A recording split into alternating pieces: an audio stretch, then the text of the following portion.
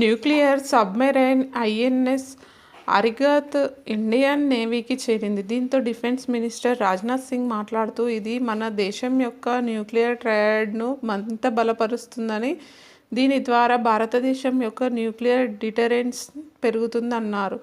చైనాలోని ప్రభుత్వ మీడియా వెంటనే స్పందించింది. న్యూక్లియర్ శక్తిని శాంతి మరియు స్థిరత్వం కోసం మాత్రమే ఉపయోగించాలి, శక్తి ప్రదర్శన కోసం లేదా న్యూక్లియర్ బ్లాక్మెయిలింగ్ కోసం కాదు అని పేర్కొంది.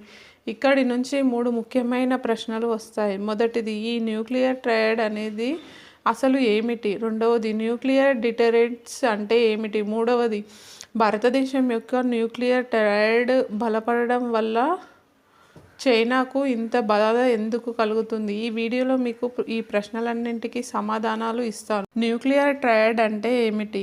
దీన్ని సులభమైన భాషలో చెప్పాలంటే ఇది 3D మిలిటరీ ఫోర్స్ స్ట్రక్చర్ లాంటిది. 3D స్ట్రక్చర్ అంటే 3 విభాగాలుగా ఉంటుంది. ఇది నేల, గాలి, నీటి ద్వారా న్యూక్లియర్ దాడి చేయగల శక్తి. ఒక దేశము ఈ 3 విభాగాల ద్వారా న్యూక్లియర్ శక్తిని కలిగి ఉంటే ఆ దేశము న్యూక్లియర్ ట్రయాడ్ కలిగి ఉన్న దేశంగా పరిగణించబడుతుంది. భారత్ ఇలాంటి ట్రయాడ్ కలిగిన దేశం. ఇందులో భూమి నుండి ఇంటర్ కాంటినెంటల్ బ్యాలిస్టిక్ మిసైల్స్ ద్వారా న్యూక్లియర్ దాడి చేయగల మిసైల్స్ ఉంటాయి.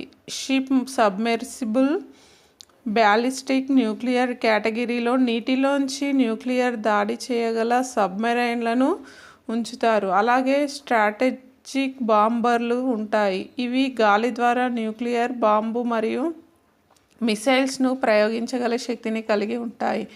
ఈ 3 విభాగాల గురించి వివరణగా తర్వాత మాట్లాడదాం. కానీ ముందుగా న్యూక్లియర్ ట్రయాడ్ పూర్తిగా ఎలా పనిచేస్తుందో చూద్దాం. న్యూక్లియర్ ట్రయాడ్ అనే కాన్సెప్ట్ ప్రపంచంలో న్యూక్లియర్ ఆయుధాలు కనిపించిన తర్వాత అభివృద్ధి చెందింది. పెద్ద పెద్ద దేశాలు తమ ఆర్మీ, నేవీ, ఎయిర్ ఫోర్స్ శక్తిని పెంచడానికి న్యూక్లియర్ ఆయుధాలను ఉపయోగించడం మొదలుపెట్టాయి. దీనికి క్రెడిబుల్ మినిమం డిటరెన్స్ అనే పేరు పెట్టారు. ఇండియా కూడా ఈ శక్తిని 2018లో సంపూర్ణంగా పొందింది. ఐఎన్ఎస్ అరిహంత్ ప్రయోగం తర్వాత ఇండియా ఈ శక్తిని సాధించింది. కానీ ఇప్పుడు దానిని మరింత బలోపేతం చేయడం ఇంకా కొనసాగుతుంది.